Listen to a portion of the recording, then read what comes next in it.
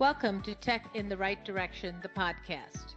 Let's take tech in the right direction to drive social change and close the employment, pay, and culture gap for women in technology. This podcast is focused on helping turn ideas into action and create opportunities for women to advance in the dynamic technology industry.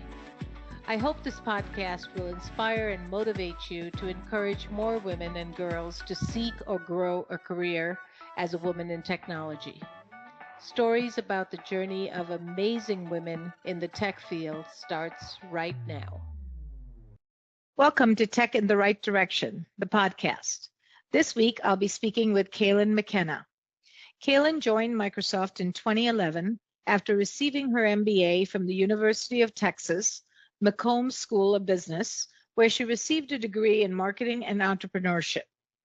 After spending 9 years leading marketing programs and teams for Windows Phone and Surface devices, Kalin joined the AI and Sustainability Market Development team, where she worked on digital equity initiatives dedicated to upskilling and reskilling customers, partners, and communities. Kalin recently transitioned to sales, leading sales enablement and strategy for cybersecurity across the Americas.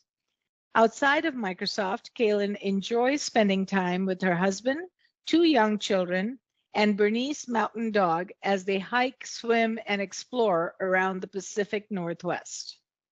Welcome to the show, Kalin. I'm so excited to have you on. Thanks so much, Jennifer. I'm really looking forward to our conversation today. Great. Let's get started. So, Kalin, as a woman in tech, can you share with us your career journey and how you got to where you are today? Absolutely. I think what's interesting about my career journey, and I hope it resonates with others out there, is like a lot of folks in tech, that's not where my journey started. I graduated from college with a degree in history. I moved to Washington, D.C. to work in politics. And after a couple years, I decided to go to business school and pursue an MBA. And when I was at business school, I started getting involved in different entrepreneurial societies, different tech clubs, and started to really get a passion around technology marketing. I'd always had an interest in tech, particularly in how it had influenced political campaigns. That's really where my interest began. But I hadn't thought about a career in it. I didn't have a technical background. I don't have a degree in computer science. And so I remember when I was first starting to interview at tech companies, just feeling this like deep feeling of imposter syndrome of, well, I don't have the background to be successful here. I'm a history major. And what I heard resoundingly from every place that I interviewed was, you don't have to have a tech background to work in tech, particularly for the roles I was interviewing in, which were largely marketing roles. And I just remember being so surprised by that information and the idea that, this diversity of thought, this different background I have could be of value to a tech company. So I interviewed at a couple different tech companies during my MBA career, and ultimately landed a role at Microsoft, where I've been for the last 10 and a half years, and have, just had a really interesting journey from marketing to business development. Now I'm in sales, and being able to see throughout my career all of the different ways that people can come in to a tech company and a career in tech. And it's a lot more diverse than what I understood it to be, back when my journey first began. I'm so glad you went through that, because I'd love for our listeners to understand that all technology careers don't begin with technology, right? So That's really great. And technology marketing, you can still not be a technical guru, but still understand how technology and marketing meet, and how you can use that technology to leverage great marketing.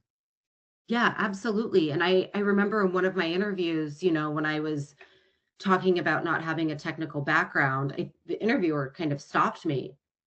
We can teach you the products. We can teach you the tech. What we're looking for is someone who knows how to do the storytelling, is able to really think through the business processes. And that's something that stuck with me as I've applied for each subsequent role I've had, is just that remembering of, it's not about being a know-it-all. Mm-hmm. It's about being able to learn the business, learn the technology, and then bring your skill set to the table to add value, and really being, as we like to say sometimes at Microsoft, like a learn it all, right? Like constantly learning and building. Yeah, we think the same way, because continuous learning is just part of our DNA. And we are obviously in the learning channels, so we're always teaching and training people. But I always say, if you're not continuously learning, you're dead. So you just have to keep refreshing and learning more and more. And technology changes so rapidly that it gives you that opportunity to always learn. Yep.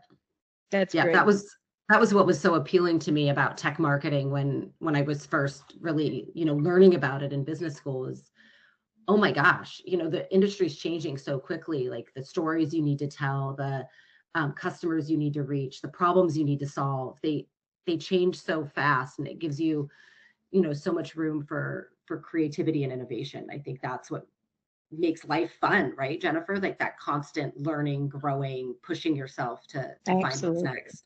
Yeah, absolutely.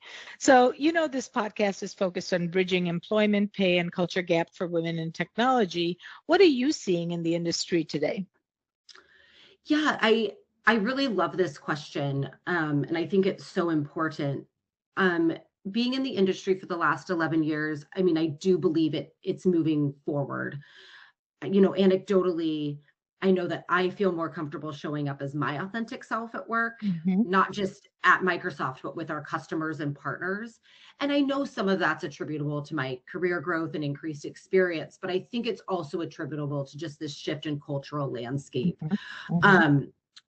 These practices that we have for really creating space for others to speak, and also the evolution of language that gives words to, lived experiences, like mansplaining, for instance. Like that Mm-hmm. word wasn't a word when I first came into the industry, and now it's it's one that not only are people aware of, but people are cognizant of, that not being the best way to run a meeting, right? Mm-hmm. Mm-hmm. And I also see this increased level and commitment to allyship, and not just for women. And I think that's super critical. But one of the, we still don't have the same representation in leadership from women as you would expect based on population.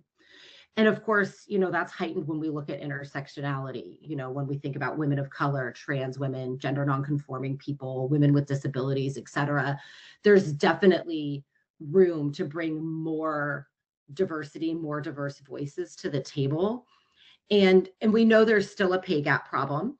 Mm-hmm. And we know, again, it's heightened across those areas of intersectionality. And so I think it really takes each company looking at their leadership teams, looking at their entire organization, and making sure that they aren't falling into the same patterns that we've seen for, for so long historically. It's going to take folks really committing to making that change and being really intentional about moving the dial forward. No, so true. So true. Yeah, we are seeing definite progress. I mean, there's no question about that. I Yeah. just wish it was faster, but No, right? yeah. Me too. But I just had a stat that I read the other day, and it said the share of women as tech CEOs jumped from 3.9% in 2020 to 10.9% in 2021, which is an incredible growth, incredible increase. And maybe it's signaling some accelerated progress in 2021 and beyond. I don't know. Yeah, I hope so. I mean, I hope so. One dot does not a trend line make, but I like that dot, Jennifer. Yeah, Like I I do like where too. that's going. Yeah.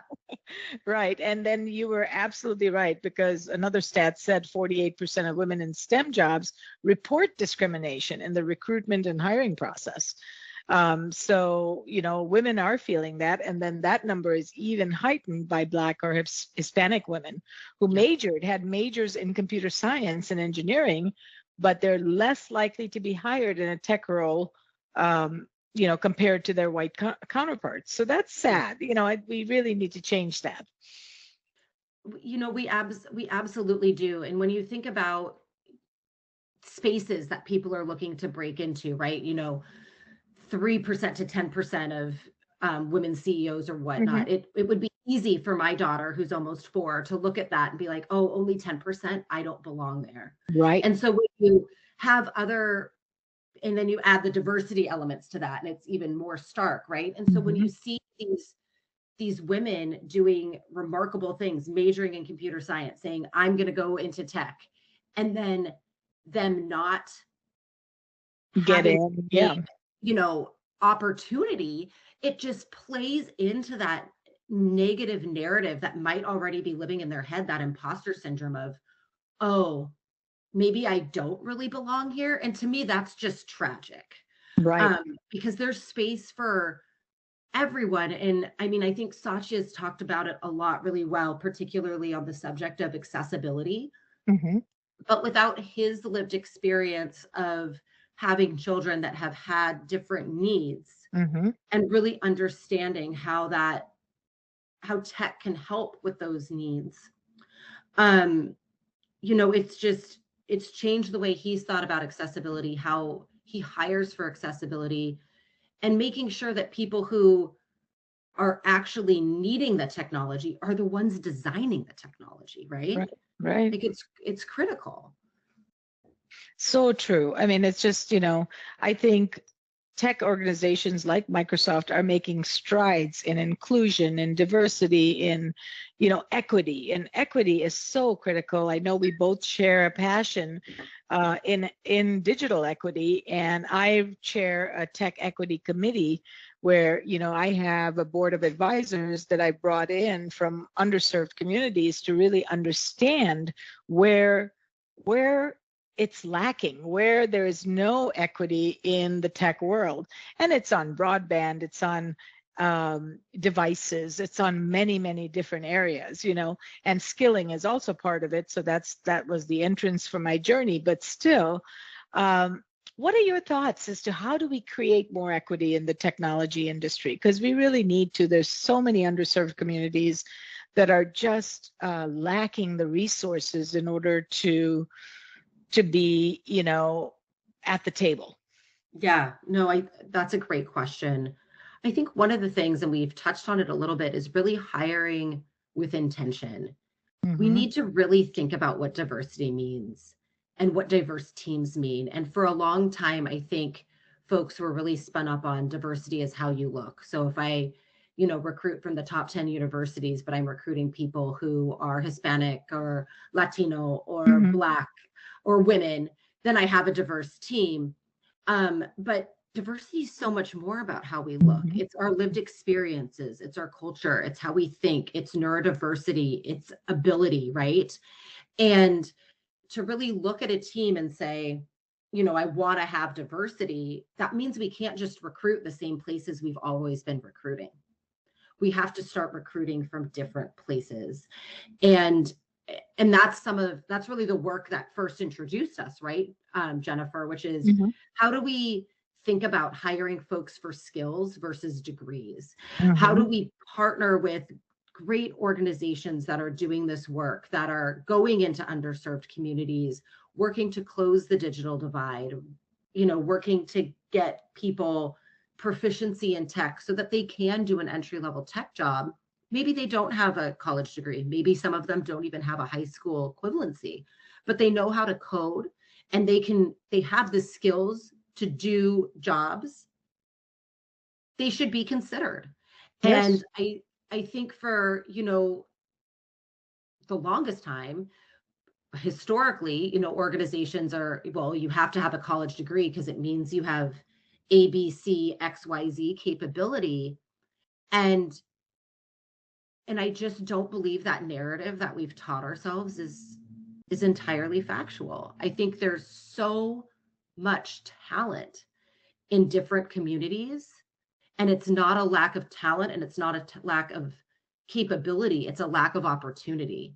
So how do we give folks the skills that they need? And then how do we start to shift the hiring landscape not just in the US, but worldwide, to truly give those people an opportunity to come in and do the work. Because if they're skilling from zero to proficiency, imagine what they can learn once they're on the job. Absolutely. Absolutely. And giving that opportunity, and that's where inclusion comes in. I love what you said about hiring with intention, hire with the end in mind. What is the goal? What do you want to accomplish? And then find the right talent, not if they have a degree or they don't have a degree. Understand their resilience, understand their knowledge transfer abilities. How can they take the skill and act on it and execute on it? So we need to be thinking that way. And when you have a diverse workforce, man, it is so good because you get so many thought processes. Studies show that it adds definitely a lot to the bottom line, from a revenue standpoint, but that's just a piece of the puzzle. Yeah. And then I think adding on to that is, it's not just the hiring piece is critical, but then how do you ensure people have the right support so that they stay? Whether that's through different employee resource groups so that folks feel a sense of community and belonging, whether it's through some different coaching for people who maybe, haven't had a adult in their life who worked in corporate America before and don't necessarily know what that looks like culturally. How are you, really giving people a safe place to land once they join your organization? I think that's super critical as well, because you can hire a wonderfully diverse team, but if people don't feel valued, seen, heard, they're going to go work somewhere else. Right. And so how are you, once you have that team in place, once you're hiring with intention, how are you doing retention with intention as well, right? And really building that inclusive and equitable environment where people feel like they can show up as their authentic selves, because that's critical, right? You think about how much brain power gets lost to covering or trying to fit in.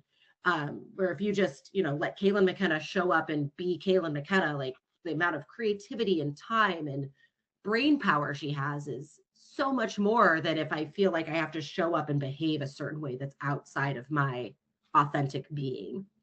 And so I think that piece is really important too. Yeah, you're spot on with that. Inclusion is so important. And then having allies, we talked a little bit about allies.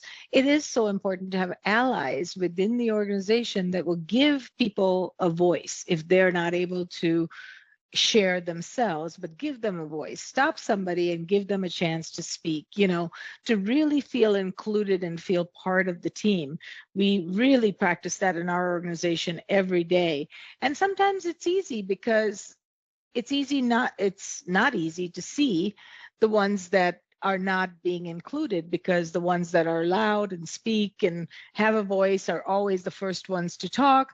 But now I pause and gives others a chance to speak. And if they don't want to speak verbally, they want to chat in the chat box, that's fine. Everybody can contribute in a different way, and it doesn't always have to be the same.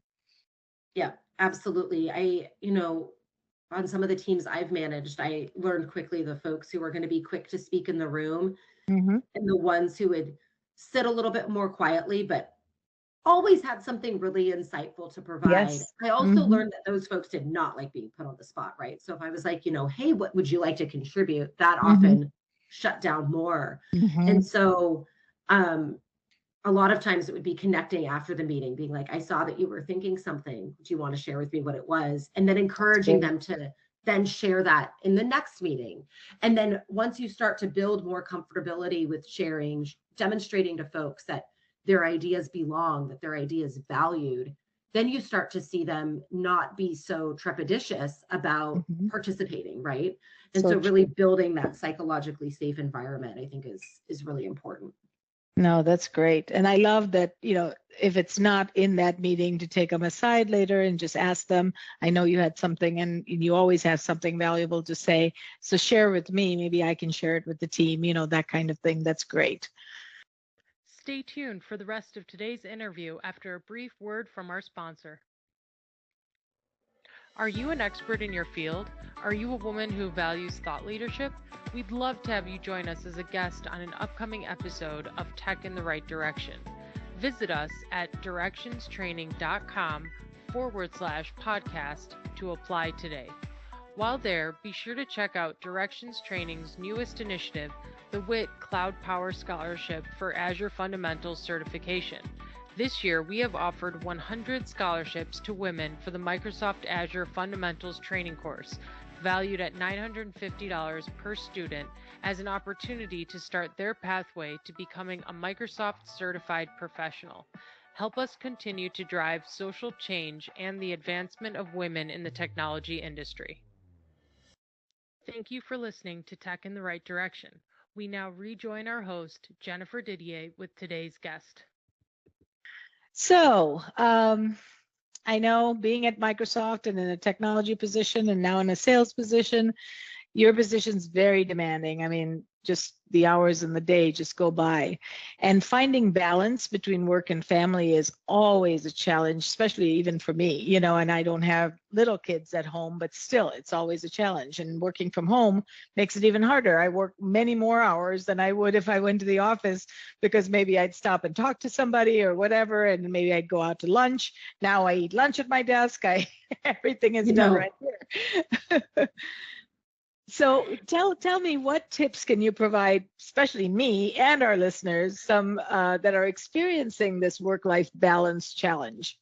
Yeah, I also eat lunch at my desk. So on the lunch side, I'm not going to be much of a help. But yeah, and we've talked a little bit about this, but I'm in the phase of early parenting where trying to find and create balance between work and family can feel just impossible at times. My kids are 1 and almost 4, and they are the best. And spending time with them is not optional. They will let me know that they need my time and attention, and it's not optional for me either. It's an important part of my being, my mental health, to get time with them each day. Sure. And so one of the things that I found that works well, for us during the workday is, and we've been lucky enough to be able to have them in daycare during these last couple of years, which I know is not everyone's lived experience in reality. So that is a privilege that we've had, because it's given our family a schedule, not just them a schedule. It gives me a schedule, right? Like they have to go there at a certain time. I have to pick them up at a certain time. But one of the things that really I've done that was different from before I had kids was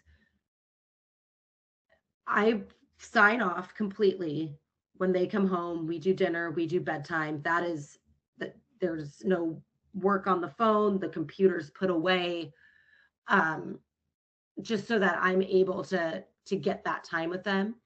If I have to go back and do something, I'll sign back online later. My favorite evenings are when I don't, but sometimes there's busy seasons and sometimes you have to do that. But it took a while to retrain my brain to turn it off, focus on tiny people, turn it back on, refocus on work. But I'm glad I built that muscle, because it allows me to be a lot more present with them when I'm with them. And then the other thing is just, setting boundaries. I don't look at mail on the weekends. My managers know this. If they need to reach me and there's something that they need me for, send me a text. And I'll get to it. If it's absolutely critical, I'll help. But I'm not going to be the person who's just combing through emails on a Saturday morning. That's not what's going to work for me and my family. So just setting those boundaries and communicating those boundaries so that other folks, know them and respect them. And I will say that what I've seen on the teams I've been on over the last 2 years is a lot of people are setting that weekend boundary because of exactly what you said, Jennifer. They're like, I'm working so many hours during the week. I'm eating lunch, sometimes dinner at my desk. That, a lot of people are really starting to protect that time. And then the other thing that I look to do is carve out, it doesn't have to be a lot of time, but sometime each day to do something that's just for me. Maybe that's writing a couple postcards to some good girlfriends to stay in touch. Maybe it's, going for a walk with the dog. Maybe it's doing exercise and meditation, yoga, whatnot. Sometimes it's 15 minutes, sometimes it's 45, sometimes it's in the morning, sometimes it's after the kids go to bed. But I've found that having that time that's just focused on me, um, is just super helpful in remembering who I am as an individual outside of both work and family. Because I'm so much more than, A mom and those an two things. employee. Yep, Yeah. yep, yep. Yeah. I love this. So these are great, great thoughts and advice. I love the setting the boundaries, which is really important. But I think where people forget is to communicate those boundaries, so people are not like taken aback and said, "Oh, I didn't get a response." Right. No, this is family time. I need to be with my family. I'm raising my kids to be good adults, to be good people, and they need attention in order to do that. That's so important. This is now that next generation that you are actually training and raising, I guess. So that's so important. And then I love that you took me time, because that is, whether it's 15 minutes or 45 minutes, at least you're taking that time out of the day. I need to do more of that. And I love that piece, to write a postcard or just write in a journal, whatever that Mhm. means to each person. So great, great advice, Kaylin. I love it. All right, so let's talk about leadership next. We've all had bosses, some good, not so good. What are some of the qualities that women possess that make us great leaders? Yeah, I think when I think of the great leaders that I've worked for, and some of them have been men and some of them have been women, the really the piece that always stands out to me is who are the folks who sat with me to hear what my goals were, ask how they can help, Mm-hmm. and then make sure that I felt seen and heard and valued in my work. And Mm-hmm. I think um, there is something about how we as women kind of come up in community with each other where um, we have a lot of practice in making folks feel seen and heard. Like we might have a little bit more practice talking about emotion or those types of pieces. I don't like to fall into this gender stereotypes of like, women are more empathetic or women are more this. But when I think about female friendships and what those can look like, I think a lot of what we practice in supporting our friends and supporting our community are things that make women great leaders and managers, because that's really what you're doing as a leader and a manager is nurturing, is supporting, is listening, is helping people build and dream and become. And that's something that I practice with my tiny people every day. Um, Sometimes with a great deal of patience and sometimes with less, right? But Mm-hmm. like, Mm-hmm. really listening to them. And the great piece of the practice I have now is a lot of the communication we're getting from our youngest, of course, is completely nonverbal. He's only one. Mm-hmm. Mm-hmm. And so, reading his different signs for like when he needs something. Last night he was very upset about getting out of the bath. So we had to talk through that with him a little bit. But Mm-hmm. I think those are all great moments of practice um, for how you lead and grow people at work. And you don't have to be a mom to have practiced that. You don't have to be a woman to have practiced that either. I just do believe that I've had more opportunities in my lived experience to practice those skills than maybe some other people have had.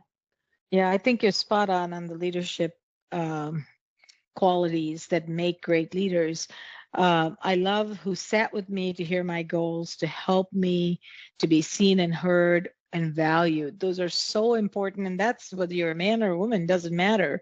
Anybody, right? Everybody wants to be seen and heard. Everybody wants to have that attention from their leaders to say, how can I help you? How can I help you reach your goals, whether they be personal or professional, doesn't matter. So that is great. I love that. Yeah, I think there's just something really wonderful about someone telling you, like, I'm here. Mm-hmm. How can I help? I Mm-hmm. think that's some of the just best words I can hear someone say. Like, whether you you're use it here or with not, me, you're right? in community, and you want to help me. Like, that's amazing. Like, let's think of how we can, build together. I think those Right. words are just so wonderful. No, that's great. And I love that you're taking this now to your kids and really you're not only teaching them, but you're also teaching and learning for yourself. How do I be more patient? How do I make sure that I'm listening to them and they're seen and heard, whether they speak or not, if they're having nonverbal, reactions, to address them. I love that. You're such a great mom.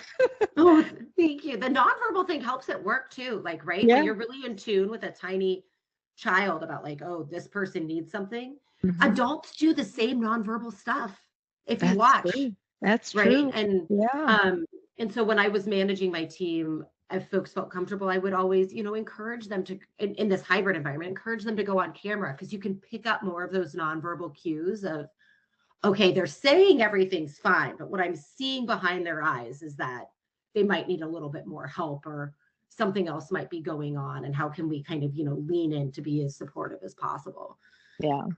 What a great mom. What a great leader you are. That's amazing.